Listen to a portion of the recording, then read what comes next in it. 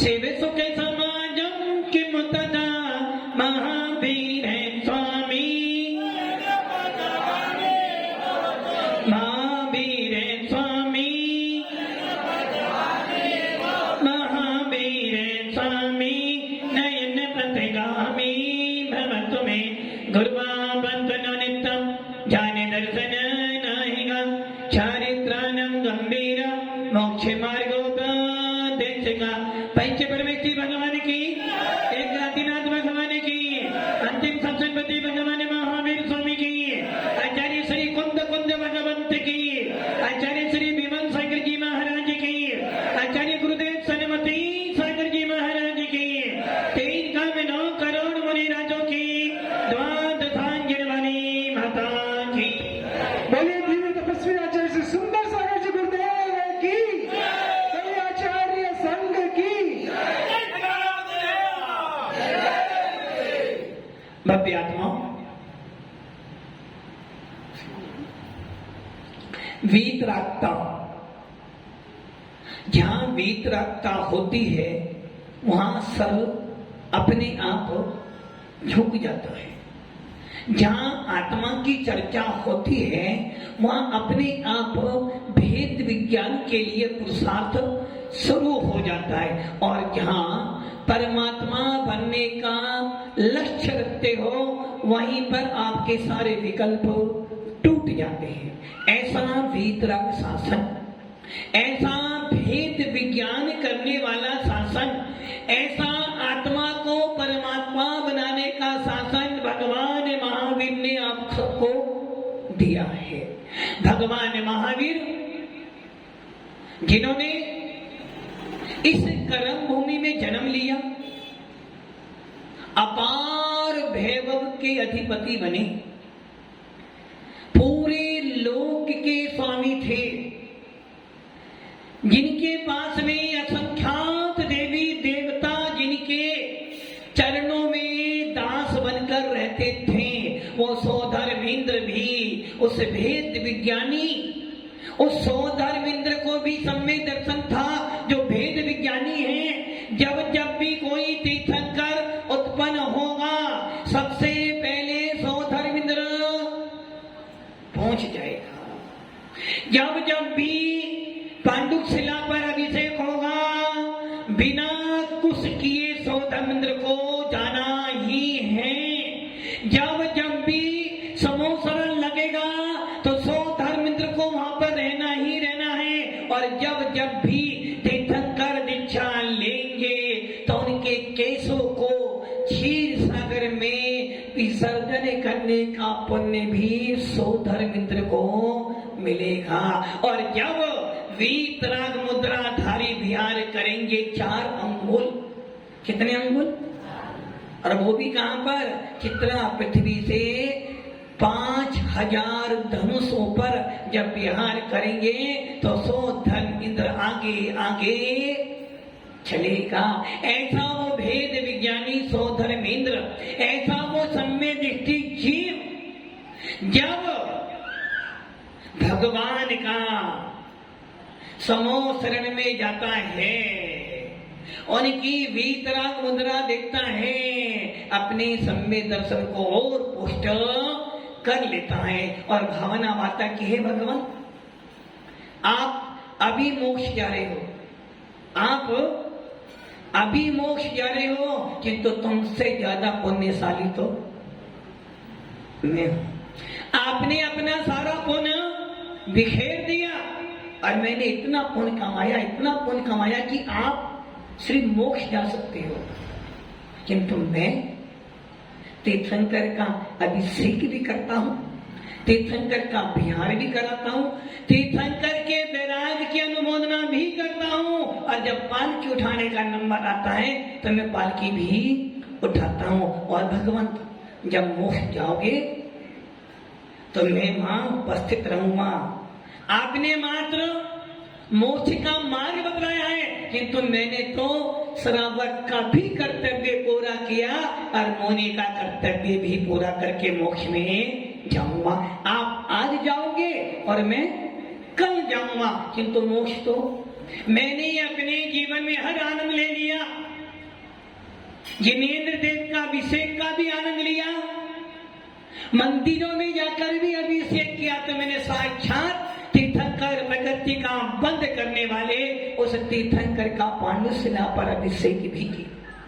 मैंने मानता हूं मैंने गर्भ कल्याणक किया, मैंने जन्म कल्याणक बनाया, मैंने दीक्षा कल्याणक भी धूमधाम से किया, और मैंने केवल ज्ञान का कल्याणक भी चित्रा पृथ्वी पे नहीं बनाया।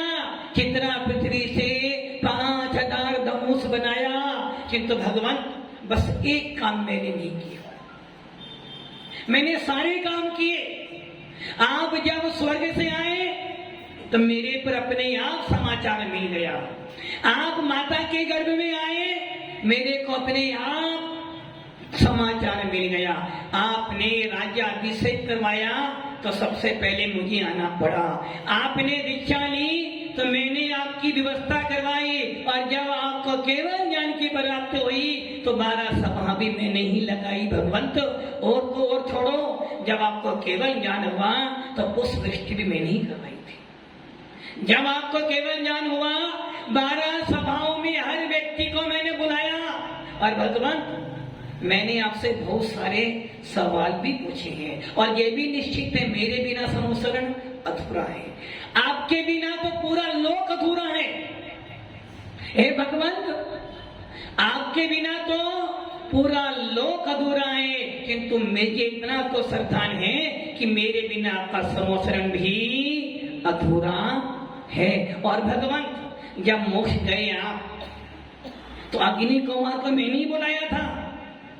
जब आप मोक्ष गए तो अग्नि कुमार देव को मैंने बुलाया था कि भैया भगवान मोक्ष जा रहे हैं, अंतिम संस्कार भी हमें ही करना है। और जब आप सिद्धालय जा रहे थे भगवंत, जब आप सिद्धालय जा रहे थे, आपके जो नख और बाल बचे थे ना, उनका मैंने अग्नि संस्कार किया। जो वो राख बनी, उस राख को मैंने नहीं, मेरे सारे देवों ने अपने मस्तक पे लगाया, और उस राख को लगाने से जो पुद्गल परमाणु आपका शरीर बना था वो सब हमें मिले। और उसका फल क्या मिला कि हम भी 2-4 भम्मे नहीं।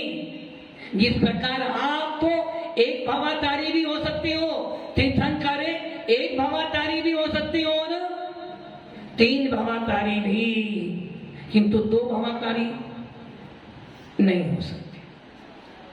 जो जो तीर्थंकर बनेगा उसका नियम क्या, या तो उसी वक्त से मोक्ष जाए, या यदि हमने तीर्थंकर का बंद कर लिया है तो मनुष्य गति में बंद किया, मनुष्य गति में बंद करने के बाद या तो स्वर्ग में जाए या कहां जाए, तीर्थंकर नरक में जाएंगे, तीर्थंकर नरक में जाएंगे, वहां तीर्थंकर नरक में जाएंगे। तीर्थंकर कहां जाएंगे? यस्वर्गावतरो समय यद भवत् जन्माभिषेको सभी। कहां जाएंगे तीर्थंकर? स्वर्ग में ही जाएंगे ना। इसलिए कहते हैं जो भेद विज्ञानी होते हैं उनका ज्ञान ढोल बोल नहीं होता है। भेद विज्ञानी का ज्ञान तो दुनिया कुछ भी कह दे, शास्त्र में जो लिखा है उस पर श्रद्धान। और आपका ज्ञान कैसा हो रहा है? कैसा हो रहा है ज्ञान आपका? तीर्थंकर कहां जाएंगे? नरक जाएंगे? कहां जाएंगे? स्वर्ग में जाएंगे ना। बस यही गलती हो गई आपकी। इसलिए कहते हैं सम्य दृष्टि जीव देखा देखी नहीं करता है, एक सच्चा मुमुक्षु देखा देखी नहीं करता है। वेद विज्ञानी शुद्ध का धारक जिसकी दुनिया कुछ भी गए, जो जिनवाणी में लिखा है उसके आगे नहीं जाता। हमारा ज्ञान कैसा जा रहा है? कभी गंगा कभी जमुना।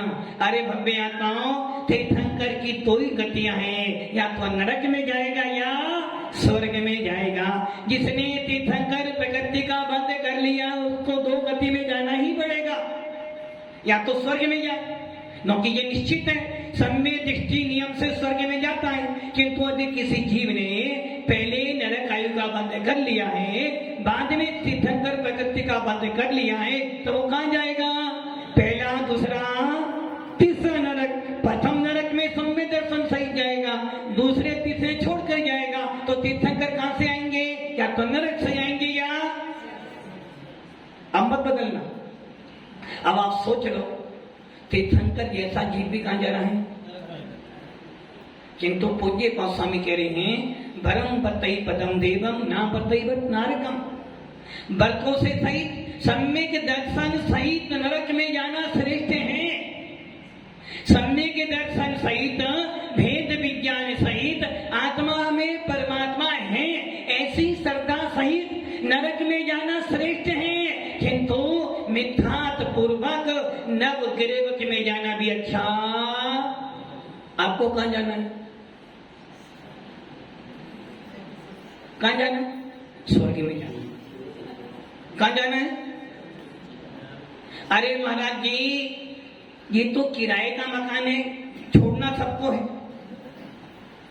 सबको छोड़ना है ना। अब मैं नरक जाऊं, स्वर्ग जाऊं, कहीं भी जाऊं, किंतु बस एक इच्छा है मन में, जब भी कहीं जाऊं तो मेरा भेद विज्ञान, मेरा रत्नत्रय, मेरा सम्यक ज्ञान हमेशा मेरे साथ बना रहे। इसी बात को 6 गाने में क्या लिखा है? आत्मिको हित है सुख सो सुख, अकुलता बिन कहिए अकुलता से माहिनता ते सिमंगला क्यों चाहिए। आत्मा का हित किसमें है? सुख में। और सुख कहां पर है? मोक्ष मार्ग में। और मोक्ष मार्ग की पहली सीढ़ी कौन सी है? मोक्ष महल की प्रथम सीढ़ी या बिन ज्ञान चरित्र। कौन सी सीढ़ी है? पहले भेद विज्ञान, सम्यक दर्शन, सच्ची आस्था, सच्चा समर्पण। रघुवर रीत सदा चली आई, प्राण जाए पर। और भगवान महावीर कह रहे हैं भैया कुछ भी चला जाए, धर्म ही सच्चा साथी है, जैसे दीपक बाती है, छूटे ना धर्म शरण हो आत्मा। ये दुनिया एक सपना है, यहाँ ना कोई अपना है। कोई अपना है? कोई अपना है? हाँ, अपना कोई नहीं है। देव शास्त्र गुरु अपने है ही नहीं, सही तो है ना। देव शास्त्र गुरु तुम्हारे हैं क्या? नहीं है। तुम्हारे कौन है? घर दुकान परिवार तुम्हारा है, हर समय वही रहते हो। कहां रहते हो? 24 घंटे में से 20 घंटे कहां रहते हो? 20 नहीं, 22 कहां रहते हो? घर में, दुकान पर, परिवार के बीच में। 2 घंटे बचता, 2 घंटे में से आधा घंटा महाराज के पास, आधा घंटा मंदिर जी में और 1 घंटा मीटिंग करने में। बोलो कौन तुम्हारा है? ये दुनिया एक सपना है, यहाँ ना कोई अपना है, छूटे ना धर्म शरण हो आत्मा। एक धर्म ही है जो हमारे साथ जाएगा। तो एक भेद विज्ञानी, एक सच्चा मुमुक्षु, एक आत्मा को परमात्मा बनाने वाला मैं परमात्मा हूं। मेरे अंदर भगवान बनने की सामर्थ्य है, मेरे अंदर नारकी बनने की भी सामर्थ्य है, मेरे अंदर नारायण बनने की भी सामर्थ्य, और मेरे अंदर इस आत्मा से परमात्मा बनने की भी सामर्थ्य है। ऐसी श्रद्धा जिसके मन में हो गई है, जिसने भेद विज्ञान प्राप्त कर लिया है कि यदि प्राण जाए तो जाए, किंतु ये मस्तक सच्चे देव सात गुरु के अलावा। ऐसा भेद विज्ञानी सोचता है नरक जाऊं, स्वर्ग जाऊं, कहीं भी जाऊं, भेद विज्ञान मेरे पास है। और जब मेरे पास चाबी है, ताला, चाबी कौन सी है? वो एक चाबी ऐसी जिससे सारे दरवाजे खुलते हैं। और वो चाबी जब मेरे पास है, फिर वो ताला अलीगढ़ का हो या प्रतापगढ़ का, वो चाबी, अब वो चाबी कौन सी है? दुनिया के अनंत भवों में हमने हर पर्याय में, हर दशा में हमने कर्म बांधे हैं, कभी शुभ तो कभी अशुभ। जो भी पाप करेगा तो फल पाएगा, पाप किया तेरा निष्फल ना जाएगा, चाहे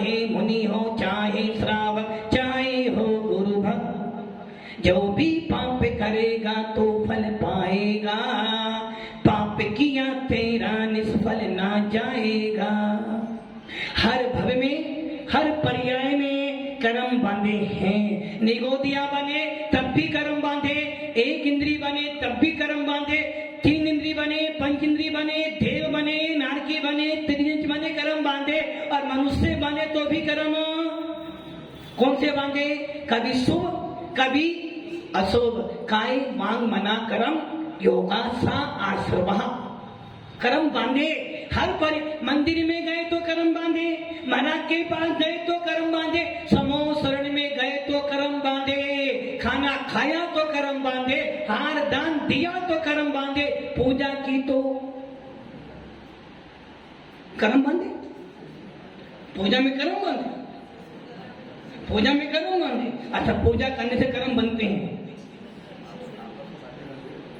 पूजा करने से कर्म, दुकान जाने से कर्म कटते हैं, शादी में जाने से कर्म कटते हो, रात में डांडिया नाच करने से कर्म कटते हैं, मिथ्यात में जाने से कर्म करते हैं, रात में खाओ दिन में खाओ कब भी खाओ कर्म करते हैं, किंतु मंदिर जाने से कर्म बनते हैं। कर्म बनते हैं ना, स्वाध्याय करने से कर्म बनते हैं। स्वाध्याय स्वाध्याय करने से कर्म बनते हैं, प्रतिक्रमण करने से कर्म बनते, मुनि बनने से भी कर्म बनते हैं, किंतु धन कमाने से कर्म करते हैं। भव्य आत्माओं, कोई भी क्रिया करना कर्म तो मुनि आदि प्रवचन भी करने तो कर्म तो बंद रहे हैं, किंतु कर्म कौन सा बांधा? ये तुम्हारे पेड़ी के बारे।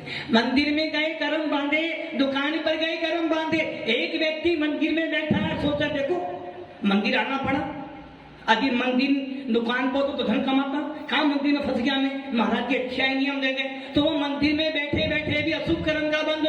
अरे एक व्यक्ति दुकान पर बैठा सोच रहा देखो इतना अच्छे महाराज जी आए, शाम को भी क्लास चलती है, दिन में प्रवचन होता है, सवेरे प्रवचन होता है, मैं जा ही नहीं पाता है भगवान को सहसा कि मैं जाऊं। तो वो दुकान पर बैठे बैठे भी धीरे धीरे चलो कि मंदिर भगवान के गुण गाने को, बढ़ते चलो हजारों लोगों भीतर रागता। किंतु इसका अर्थ ये नहीं कि हम जैन तो हैं, मंदिर में अभिषेक क्या करना, दुकान पे भावना भाव, सही ना पारस की भावना भाव। अपना अभिषेक तो 3-3 बार करोगे, क्रीम पाउडर भी लगाओगे भगवान के लिए, कलश अभिषेक भी। तो ये ध्यान रखना, कोई भी क्रिया करना कर्म बंद तो न कि सूत्र है, काय वांग मना कर्म योगा। काय से करो, वचन से करो या मन से करो, योग चलाए हैं तो परिस्पंद तो होगा, हलन चलन तो होगी। अब वो हलन चलन में आपका भाव क्या है, आपका उपयोग कैसा है, जैसा उपयोग होगा वैसे कर्म आएंगे। जो कि काय वचन मन की क्रिया ही आश्रम है। अब वो आश्रम 2 प्रकार का, शुभ और अशुभ। तो भेद विज्ञानी सोचता कहीं भी जाऊं कोई फर्क नहीं पड़ने वाला, भेद विज्ञान मेरे पास है। मैंने जब दृष्टि बदल ली तो सृष्टि तो, जब मेरी दृष्टि में ये आ गया है कि मेरा क्या आ गया, मेरा महाराज जी गलत बोलो, सबको मेरे ही है। मैं हंसता हूं तो मैडम हंसती है, मैं रोता हूं तो बच्चे रोते हैं, मेरे सुख में वो सुखी होता है, मेरे दुख में आराम तो कभी कुछ करते ही नहीं, तो मेरा कौन हुआ? ये दुनिया एक सपना है, यहाँ ना कोई।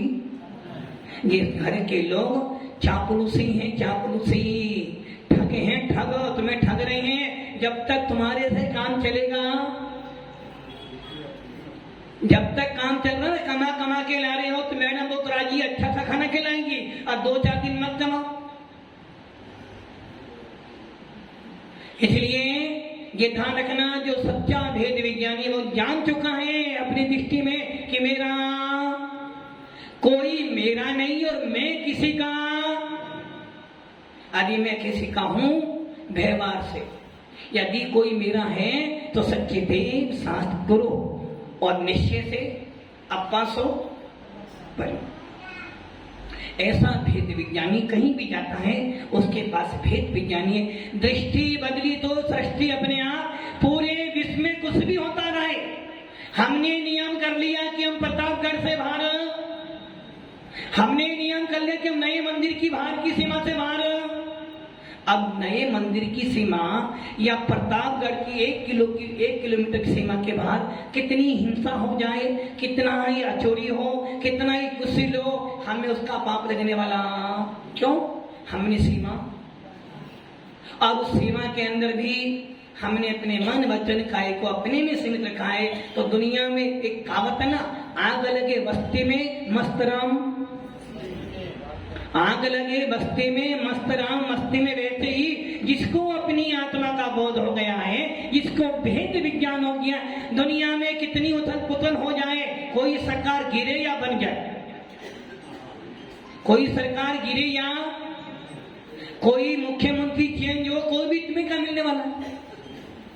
बीजेपी आ जाए तो भी कमाना है, कांग्रेस आ जाए तो भी कमाना है, साइकिल आ जाए तो पेंशन लगाने जाना ही पड़ेगा तुम्हें, और लालटेन आ जाए तो तेल डालना ही पड़ेगा, और हाथ आ जाए उनके हाथ से तुम्हारा काम नहीं, तुम्हें अपने हाथ से ही खाना, और हाथ है तो कमल में उठाना पड़े। कोई भी आ जाए तुम्हें फर्क पड़, तुम्हें तो अपना, हाँ यदि तुम्हारी आत्मा में भेद विज्ञान हो गया है तो दुनिया में कुछ भी होता रहे, कोई परिवर्तन, दुनिया के बदलने से मैं बदलने वाला नहीं, और मेरे बदलने से दुनिया बदल जाएगी जहां, किंतु मेरे बदलने से मेरा कल्याण तो।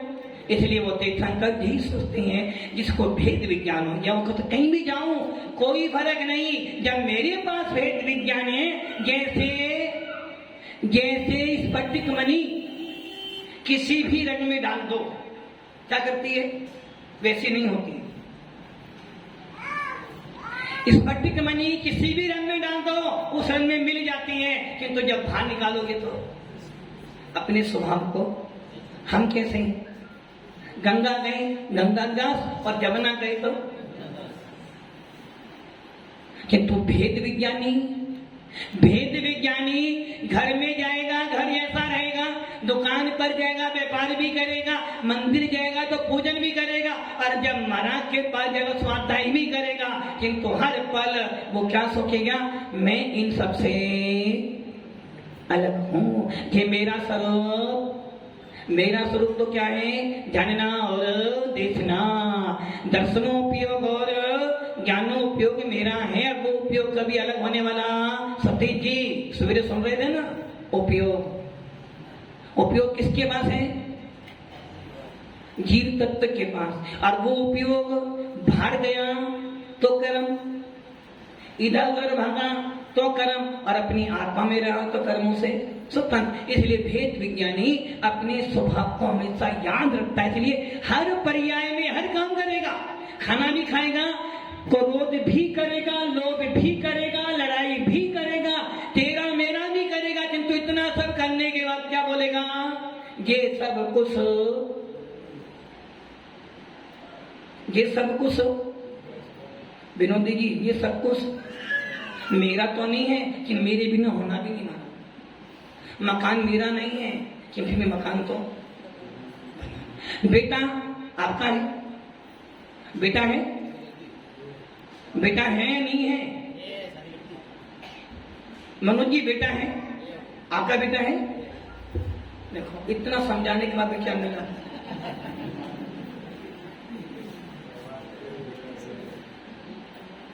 चाहे दुनिया में बदलने वाला, कितना समझाया मैंने, कोई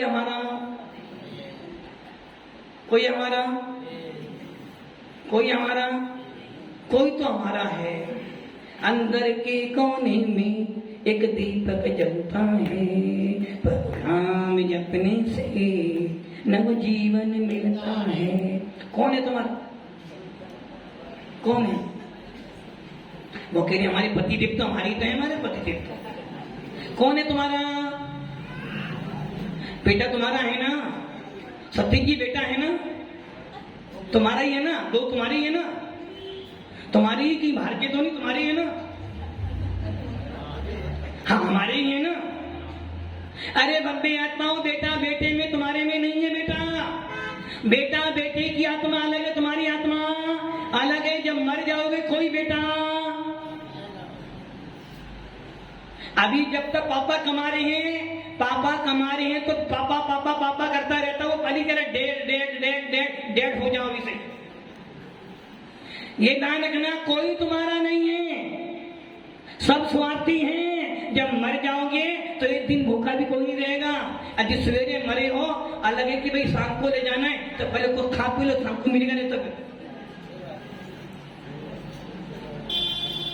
ये तो होता है। यदि डेड बॉडी बाहर से आई है या बाहर से कोई मेहमान आने वाला, कब आएंगे? 5 बजे। अब क्या करे, 4 घंटे हैं तो कोई भाई चुपचाप कुछ खाया हो, हल्ला नहीं करो, चुपचाप खाया हो। ये तो करते हो। अब बताओ, बाप ने जीवन भर खिलाया और बाप के मरने पर एक दिन भी भूखा। जिसके सिंगारों में ये महंगा जीवन, वो मैडम क्या कर रही है? शाम को पति देव यदि 9 बजे आए ना, तो नहीं, पति देव के आने के बाद ही। सही है ना? अरे खाना नहीं महाराज जी, वो क्या, वो रात में 9 बजे आते भी साथ में खाना पड़ता है, इसलिए रात के भोजन तो त्याग। और महाराज जी हम तो ये सब खाते ना जी, वो हमारे बिना खाते नहीं, आराम के बिना। किंतु ये सोचो, जब वही पति मर जाए तो जब क्या करोगे? यदि मान लो 2 दिन 3 दिन, वो उठावनी 3 दिन बाद होगी, और 3 दिन भूखे रहोगे? नहीं रहोगे भूखे। क्यों? तुम्हारे पीछे उसने सारा जीवन बिताया ना, क्या करोगे? कोई बात नहीं, वो गए ना, उनके पीछे मुझे क्यों मरना? वो अपना काम कर गए, यही होना है। तो कौन है तुम्हारा? कोई नहीं है। किंतु कोई मेरा नहीं है, मैं किसी का भी नहीं हूं। इसलिए भव्य आत्मा, भगवान आत्मा का सानिध्य मिला है और प्रत्येक भगवान आत्मा आपके अंदर बैठी है। ऐसी भगवान आत्मा को पाकर, ऐसे अच्छे उपयोग को पाकर, ऐसे मोक्ष मार्ग को प्राप्त होने के बाद भी, ऐसे बीतना शासन को पाकर भी यदि अंदर के कोने में श्रद्धा रूपी दीपक नहीं खिला, यदि इतना सब कुछ पाने के बाद भी, सच्ची देवता गुरु का सानिध्य पाने के बाद भी, जिन शासन को पाने के बाद भी, परमात्मा का शासन पाने के बाद भी, शुद्ध आत्मा की प्राप्ति का शासन पाने के बाद भी, भगवान आत्मा का मार्ग मिलने के बाद भी यदि आपने अपने अंदर के कोने में अपने आप का दीपक नहीं जलाया, तो समझ लेना आपका चिन्ह खोले मिलना। फिर वही याद करना, कौन सी पंक्ति? डोले समझे सुन चेते सियाने, काले बथा मत खोपे जे नरे भावे फिर। महाराज अभी तो 4-5 साल तो है, अभी 1 साल तो, मतलब कि आपने 4-5 साल 1 साल तक मृत्यु जीत ली। मतलब कि आपको ये पूर्ण श्रद्धा हो गई, 5 साल तो आप जियोगे ना। खले तो बोला 5 साल के बाद 1 साल के, मतलब कि आपको 1 साल का भरोसा क्या 20 साल। जबकि मुनीराग को क्या पता है? मुनीराग को ये पता है, मैं प्रवचन भी कर रहा हूं, हो सकता है प्रवचन करते करते ही मेरी सांस, और आपको तो विश्वास हो कि 1 साल 5 साल 10 साल। इसलिए मुनिराज जैसे ही हार कर कर आते हैं, तुरंत हार का क्या, जैसे ही कोई वस्तु इस्तेमाल की उसका जीवन भर त्याग। और भव्य आत्माओं, मुनिराज कितने ही काम करें किंतु तो किसी काम में ये नहीं सोचती कि मैं इसका करता हूं, ये मेरा है ही नहीं। संग संभालना हो या संग में रहना हो, मेरा कोई, मैं तो एकाकी हूं, ना कोई आगे रोने वाला है और ना कोई। एक दिगंबर मुनि जिस दिन मुनि बनता है, एक त्यागी वर्ष जिस दिन घर छोड़ देता है, वो कफन बांध लेता है कि मुझे तो अब मरना है, मृत्यु कल आए अभी आ जाए, और अभी आने तो अभी आ जाए, तो मुझे कोई टेंशन न कि ना कुछ मेरे पास में है और ना मुझे कुछ, बस मेरे परिणाम, मेरा उपयोग हमेशा मेरे पास। और आपके पास तो 5 साल का रिजर्वेशन करा लिया है, 1 साल तो चलो कम से कम प्रतापगढ़ के अंदर अमरचंद तो हो गए 2-4। भव्य आत्माओं, आयु का भरोसा नहीं, हमें तो निश्चित है कि हमें पता कि हमारी आयु निश्चित है, हमें कब जाना है। मृत्यु आए कोई चिंता नहीं, और आपको मालूम पड़ जाए कि कल आपकी मृत्यु होने वाली, क्या करोगे? मनोज जी पहले फैक्ट्री का हिसाब करेंगे, जमीन बेचेंगे, मकान बेचेंगे, किसको क्या देना है, क्या करना है, मैडम का क्या होगा, हमें कोई चिंता ही नहीं। कैसे जो है वो भी नहीं है, जब ये तन मेरा नहीं है। राजा राणा छत्रपति हाथन के असवार, मरना सबको एक दिन अपनी अपनी। वो दिन कब आएगा? 10 साल बाद, 5 साल बाद, 1 साल बाद। और मुनिराज कह रहे हैं भैया मुनि बन गए, माताजी बन गए, घर परिवार छोड़ दिया, परिजन छोड़ दिया, कोई जोखम है नहीं, तो मृत्यु कल आए या अभी आ जाए कोई फर्क पड़ने वाला। मृत्यु कभी भी आए, सोते सोते भी मृत्यु आ जाए, किंतु मैंने निश्चित कर लिया है कि सोते सोते भी मैं अपनी आत्मा का चिंतन करता हूँ, खाते खाते भी भगवान आत्मा को याद करता हूँ, जाते जाते भी।